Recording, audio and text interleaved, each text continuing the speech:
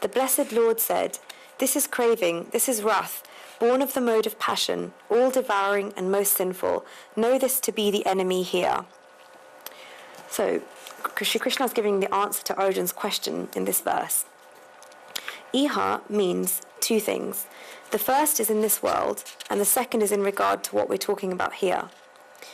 So people do wrong deeds because of two reasons, according to Shri Krishna. And the first is craving, and the second is wrath. Shri Krishna describes these both as all devouring, so all consuming. By craving, we mean intense desire.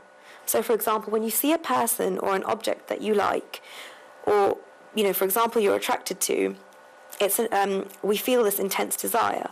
Attraction is natural to people because if they like something, they'll be attracted to it. After you're attracted to something, then a wish then comes for it. You will want it. It is still fine until this point, but then the wish for it continues to grow stronger and stronger, and then the state comes where you feel you need it and that you need to have it. You then start to have a craving and an intense desire for it. There was no problem at the point where you had an attraction towards that something. There was also no problem when you had a wish towards it, and when you had a wish to have it. But when the need for it comes, this turns into a craving, and this intense desire comes when a person wants it, and then the attitude of buy, borrow, or steal comes about, and he needs it at all costs. It basically devours him, and it eats him up inside. For example, if you see a watch at a shop window, and you see it's a nice watch, you can be attracted to it. Perhaps you might think that it's a very nice watch, and you'll think about how nice it will look on your wrist, and then you'll start to have a wish for it. It will look good there, and that's fine, but when you don't feel like going far away from the watch and you keep coming back to observe the watch every time, and you take a few steps away, even when you take a few steps, a few streets away, you start to think that you need the watch. Then you start to not sleep at night because you have a craving and an intense desire for it. Until you then get the watch, you won't be happy in life. And then you're ready to do anything for that watch. For example, if there's an obstacle in the path of that desire to get that watch, then you'll definitely feel anger. And that's exactly what wrath is. You have this craving to buy the watch and that you want it. Say, for example, this person who's seen this watch goes to his father and says, "Father, I'd like to buy this watch." And his father says, "Look, you already have 5 watches, you don't need another watch." And his father says, "Look, no, you don't need it." He suddenly becomes really angry. And he says, "Who are you to decide this? I want the watch, I like it, and I want it. Why are you telling me no?" Such a person then becomes angry towards all the people that become his obstacles in this path towards the craving. So where there's craving, then there'll definitely be wrath. Anger is in the shadow of all intense desires. Guruji says that you are very fortunate if you don't get angry after you've had an intense desire, because it means your desire has been fulfilled. Then there's no need for anger. If the person in the example's father gives him money to buy the watch, then there's no need for him to be angry because his desire has been fulfilled. But it's not always the case that your desires are fulfilled. The material world and human nature is such that somewhere or the other there will be an obstacle to your craving. And when there is an obstacle, then there will be anger. Intense desires and anger are like the person and the shadow. They are like the image and the reflection. So what does anger do to us? A great saint has written, "Krodha kasmat," and this means, why has anger been called anger? And then he gives a very nice answer to this in Sanskrit, saying, "Kom sukham rurati iti tasmat," which means anger is that which disturbs the happiness and peace of the heart. The letter K in Sanskrit means happiness of the heart or bliss. Can a person ever be happy after he gets angry? Not really. Can anyone ever be happy in the presence of anger? Probably not. When anger comes, then the bliss goes. You can't really say that you've met a person who feels happy 15 minutes just after he's been angry. It doesn't really happen like this. After someone gets angry, they realize straight away that they've done wrong and that they should not have done this. So anger can consume more than just one person. The first is the person in whom there is anger, and the second is the person that the first person gets angry upon. So it burns both of these two people. Anger is very bad. When a person becomes angry, then he's ready to do anything. Therefore, should you never have anger? Well, the answer to this question is actually, surprisingly, no, because there is actually a good type of anger that we can have, that doesn't actually cause damage. It says in this verse that anger born of the mode of passion is bad. Anger born of the mode of goodness, on the other hand, is different, and anger born of the mode of passion is completely different to that. Anger born of the mode of dullness is so bad that Sri Krishna doesn't even discuss it. Until you are the owner of your anger, then it is anger born of the mode of goodness. And when anger becomes yours, then this is anger born of the mode of passion. We saw the modes last week. It's very important whether you possess the anger or whether you are actually possessed by the anger. So we should control it, but not let it control us. This happens on the majority of occasions when we're possessed by anger. Such a person gets angry and then he loses control of himself. He forgets who he is and everything becomes finished. In the second chapter of the Gita, when Sri Krishna was talking about Siddha Prajna, or being settled in intelligence, then he said the following: Krodha bhavati samoha samohi prutini brahma shruti brahmshad buddhinasha panashyati. And this means when a man dwells in his mind on the objects of sense, attachment to them is produced. From attachment springs intense desire, and from desire comes anger. From anger arises bewilderment, from bewilderment loss of memory, and from loss of memory the destruction of intelligence, and from the destruction of intelligence he perishes. So we know that we've seen this cycle before. We are possessed by our anger. An example of a knife is not a bad thing until it's in the control of the user, because it can be used, for example, for useful things like cutting up fruit, and it's necessary and one needs it. But when the user of that knife loses control, then this is bad, because the anger is like the knife. You know, it could be used, for example, to stab someone, and that's clearly the wrong use of a knife. As long as you have control over that object, then it is a good thing. But this language might seem appealing to you, but in life, don't be deceived by this, because any person can get angry and say he's getting angry for the right reason, but no one else will suffer a loss but you, because it is your enemy. Be warned that you would be keeping your enemy as your best friend. Therefore, we must control our anger and not let it control us. Otherwise, it's like giving milk to a snake that is sitting beside you. Therefore, you may come to question, what is anger born of the mode of goodness? The answer to this question, it is anger up to a point where it remains under our control. Psychologists actually say that anger can be used as an acronym, and if you take a quality from each of its letters, then it becomes anger born from the mode of goodness, and it can actually be helpful to us. So this is quite interesting, and I'll demonstrate this as we go on. So if you think of anger, the first letter is A. So A should be used as assertive. So this should be used in our own examples in our own lives when we get angry, and hopefully this will make a difference in the types of anger that we have. So A is assertive. So if you're angry about something, then be bold about why you have this anger. Our rishis also used to be angry, but they didn't go mad with anger. So when a person often gets angry, they sort of forget why they got angry in the first place, and they take the matter into a completely different topic. But what we should remember is that we should be assertive. So A for assertion, or assertive. N is for non-violent. This is quite important, because when violence gets into anger, then it becomes anger born from the mode of dullness, and this is something that we don't want. By violence, I don't mean the violence of the body. We normally become bodily violent because of anger, and we raise our hands and we break a vase or something like that, and this is completely unnecessary. And Guruji gives the example of a person he knows who went into the office in the morning with a big bandage over his head, and everyone in the office said, "What happened to you? What happened?" And he said, "Oh, nothing. When I went outside my house, my wife threw a flower at me, but the flower pot was with it. So this won't work. This is not a good thing. Anger must be non-violent." There must also be non-violence in our mind. Whenever you get angry, then you must make sure that you don't get violent in your mind. Anger should be at the fault and not the person making the fault. Then the anger can be non-violent and assertive. The next one is G, which is goal-directed. You should be clear what the goal of you getting angry is and what you'd actually like to achieve. What would you like to achieve out of that anger? The goal must be clear. E is ethical. This is interesting. You should not depart from the right values in your anger. You may ask, for example, how one can actually get angry when they have all of these factors in control, such as non-violence and ethics, but it is still actually possible. In this case, when you get angry, it's not at the person doing the fault, but the fault in itself. For example, if a person has a really bad habit of drinking alcohol every single day, then someone would get angry at the drinker. But in fact, the person getting angry should think about the goal and the reason of why he's getting angry, and then he'll realize it's not the alcohol that's bad, that it's the alcohol that's bad, and not the drinker. The fault is wrong, but the person with the fault is himself not wrong. And therefore, if you try to do this, your anger will be goal-directed. For example, if a young child gets ill and the mother gets angry at the illness and not the young child, then this is fine, because the mother can't get angry at the young child. It's not the child's fault that it's ill. The mother will naturally wish that the illness will go away, but she doesn't get angry at the child for getting ill.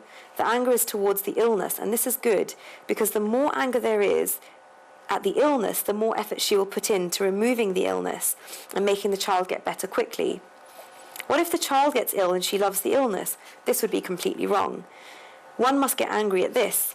One should therefore be angry at the fault and not the person with the fault. Then we've done A, N, G, E. The last one is R, responsible. So do not forget your responsibilities when you are angry. If a wife gets angry and says that she's not going to make any cooking, then what will the children eat in the evening? A husband may also get angry and say he's not going to work or do this or that, but that's all wrong. Even when we are angry, we should not forget our responsibilities. We should not depart from these when we get angry. We should not forget that, for example, as a wife, you have your husband, and as a husband has his wife. You must not forget your responsibilities. After all, you have a family. This is your responsibility, and therefore you should maintain these responsibilities. Now, Guruji says if you remember all of these factors, then in 90% of your occasions, the anger in life will go away. Guruji often says that we should all put these acronyms of anger in our house. Therefore, assertive, non-violent, goal-directed, ethical, and responsible. So these are, the different aspects of when we are angry. But one may question, what are the methods to stop someone who's really angry? And if a person is losing control of their anger and doing the wrong things, what can we do? There are 4 steps in which to do this. The first one is to be silent. Silence is powerful. Everyone's heard the sentence, silence is golden. But if you notice, as soon as you're getting angry, start to become silent. It takes intense. I find this hard myself, but when you're getting angry, don't say anything. Be silent, because if you're arguing with someone and you're talking against each other, then the anger will continue to increase and you won't actually get anywhere. In the olden days, mothers used to tell their daughters, when you get married, if there are arguments, don't say anything, because you should remain silent once you get married, otherwise there'll be problems. And you may question, why should we remain silent? Because, if the other person continues to talk and we're feeling anger, we can't say anything, it will burn us inside. But actually, what Guruji is explaining is that silence will stop the anger. So that's the first thing.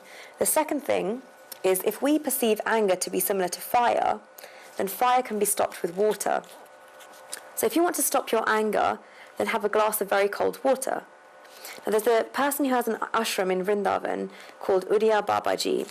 Now, whenever anyone comes to his ashram, they don't go away hungry, because he has 5 or 6 cooks. And at any one time, a person is giving service and can always be fed. So a person who was giving service at the ashram made a complaint to Babaji, saying that the cooks are fighting a lot in the kitchen, and while they're cooking the food, this is affecting the food, as we saw that the vibrations go into the food that you're cooking, and therefore this impacts the person who's eating it. So this person complained to the great saint and asked him to stop the cooks from being angry while they're cooking. So Babaji was thinking, he's quite well versed in psychology, and he didn't contact them straight away and say, stop getting angry. He thought about it for a little while and thought, why are these people fighting?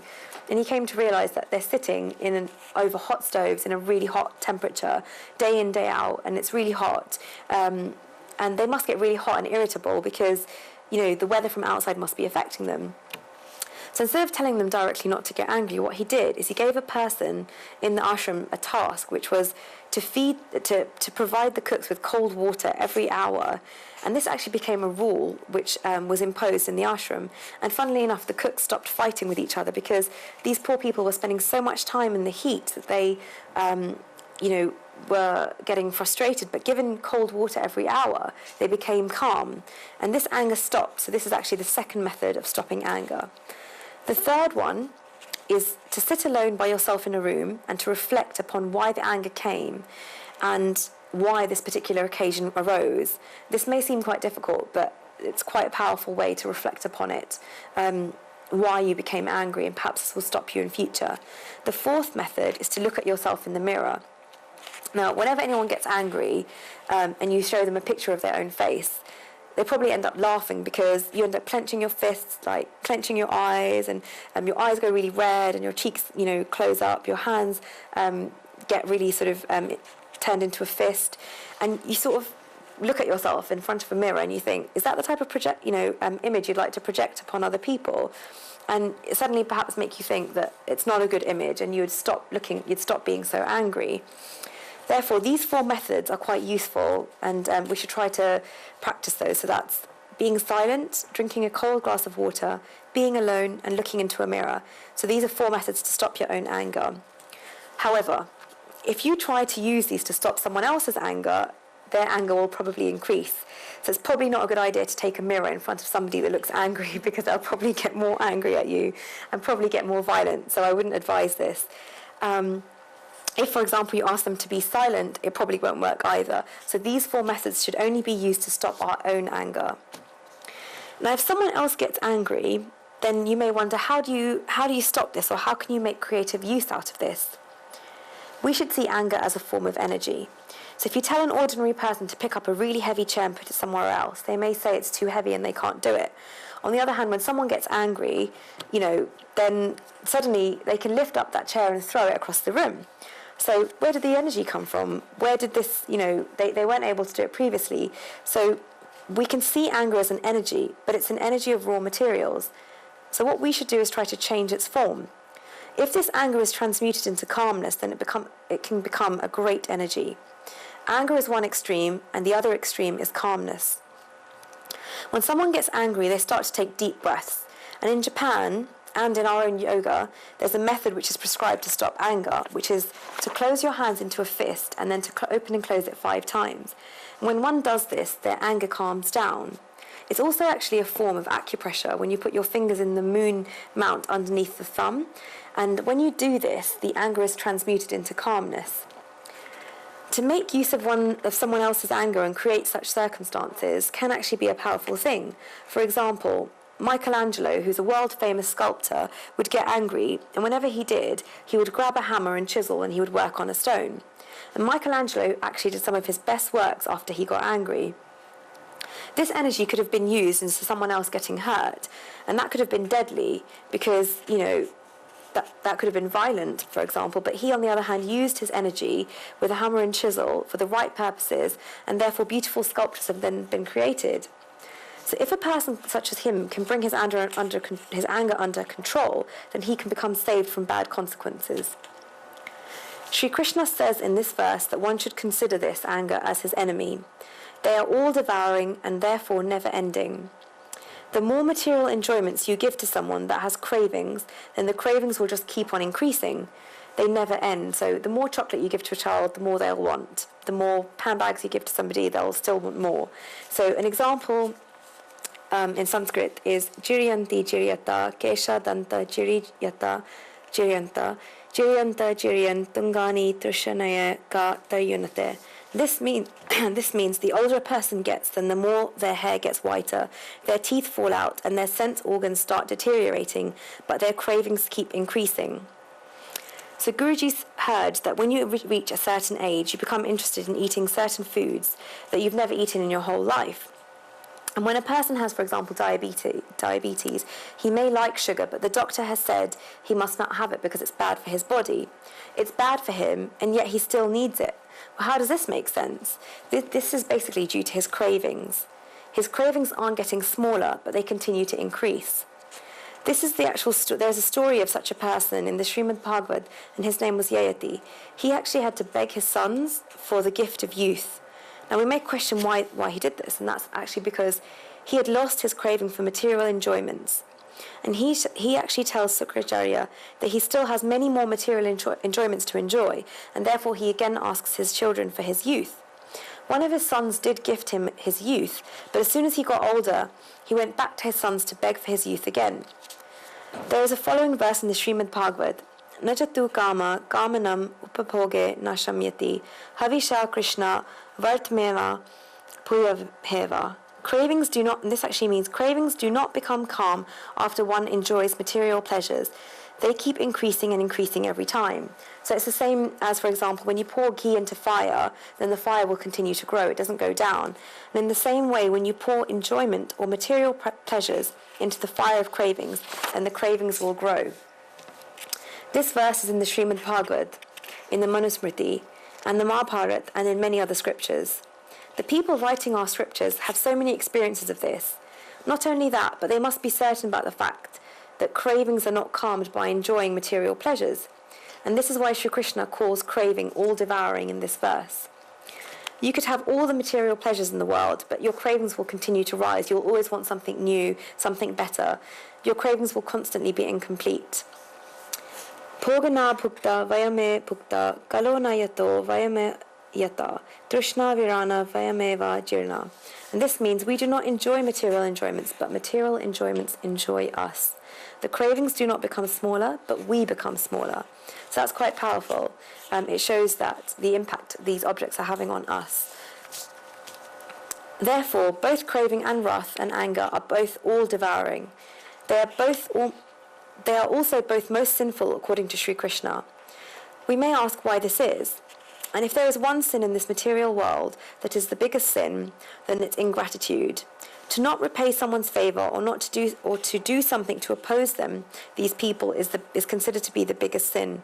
And this is what craving and wrath do. How are they most sinful? They become lethal to the person that keeps them. If someone continues to crave and continues to have anger in their heart, then both of these things will finish the person. For example, if you had guests at your house, how would you feel if they came over and had dinner and then tried to kill you? This would be most sinful. And this is what craving and anger is like. They burn the very person in whose house they stay. They finish that person. Therefore, we must consider them to be our enemies, as Sri Krishna says in this verse. We have learnt about the word vidhi in detail earlier. It looks like it, but we should still consider these things to be our enemies. Craving and wrath seem very attractive at the beginning. These intense desires seem to be very attractive at the beginning.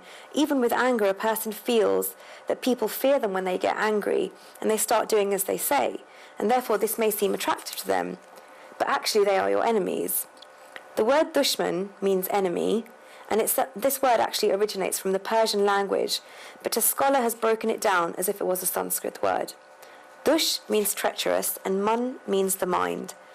Therefore, craving and wrath are enemies and make the mind treacherous. They destroy the health. They break the peace of mind. Once the mind becomes restless or unhealthy, then the mind cannot make proper decisions. It can't think clearly, it can't discriminate properly, and it can't certainly worship God properly. That is right. Therefore, it is right that Sri Krishna calls craving and wrath one of our biggest enemies. Move on to verse 38.